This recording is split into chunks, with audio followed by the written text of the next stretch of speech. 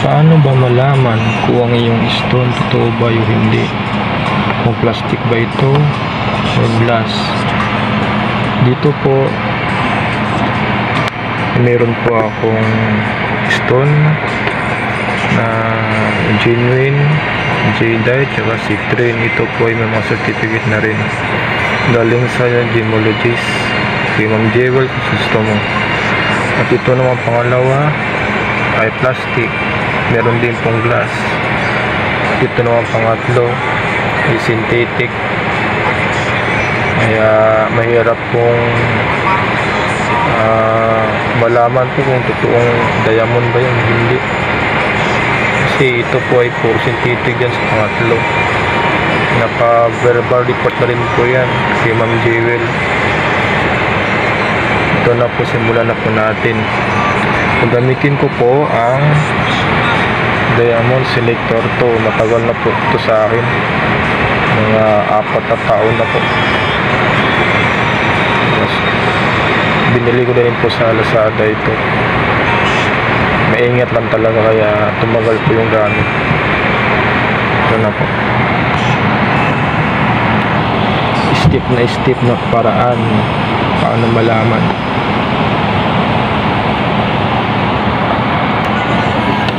Ang una po natin gagawin ay isit po natin ang diamond tester sa 1 level lang, sa number 1. Yan po. Yan po yung magandang step ng pamamaraan paano gamitin yung diamond tester. Dapat sa number 1 lang po siya. Huwag nyo po ilagay sa number 2 o number 3, kasi dito rin po malalaman kung gaano ka tigas yung stone o gems o yung scale nya. Ito po, subukan mo natin sa plastic o glass.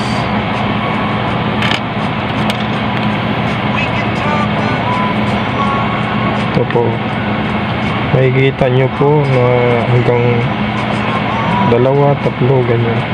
Ito po yung plastic o glass. Ito na po tayo.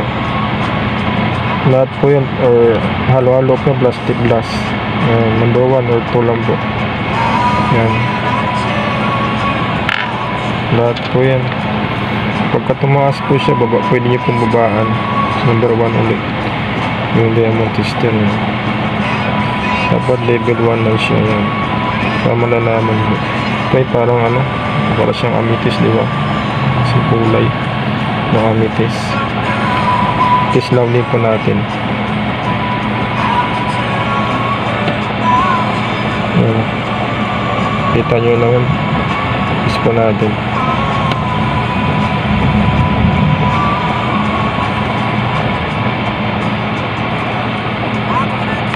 Number 1 or 2 lang po siya.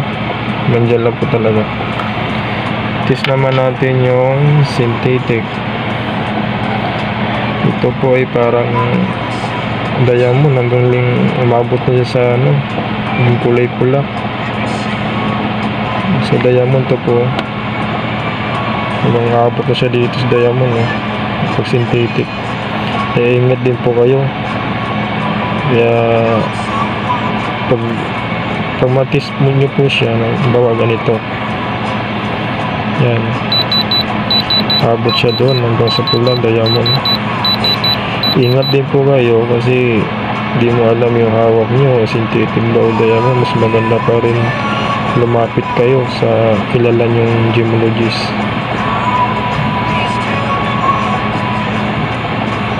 Lahat po ito synthetic sa pangatlo. Itong mga ring na ito. Ito dati akala ko po red diamond kasi itsura ng red diamond, diba? Ito diamond po itsura niya, kulay red. Test po natin, synthetic po yan. Naka-verbal report na rin po ito kanyang Jewel system. Graduate po siya ng gemologist. Ito po, test po natin. Diba? Hanggang dun sa pula. Synthetic po yan. dumudulas yun dahil yung tester ko.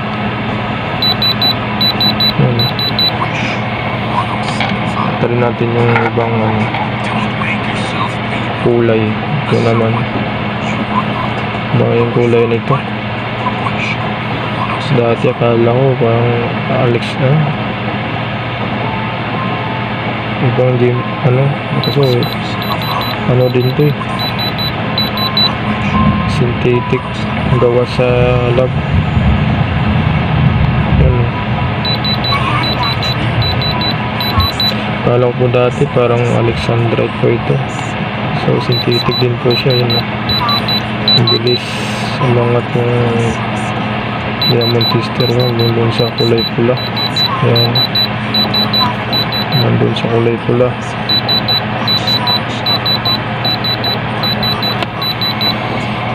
Test naman natin, balik natin sa level 1.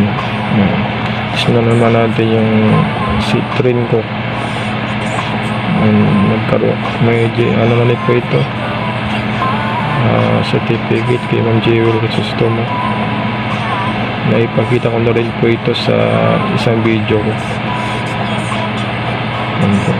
Dapat kung itong Citrine ay yung muscle niya, yung tigas niya ay 7 or 7.5 na ganun.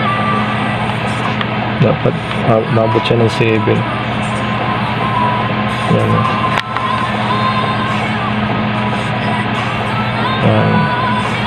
Mabot pa siya ng 7.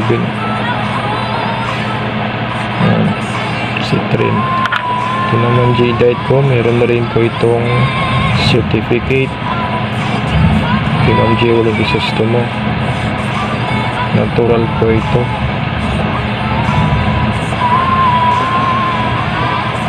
Test po natin. Dapat sa level 1 na po talaga para malalaman nyo po kung gaano katigas yung gems na hawak nyo. Dapat yung J-Dite na 7.5 na yung niya 7.5. Maganda na lang hanggang abot ng 8. Pero 7.5 na talaga siya. J-Dite.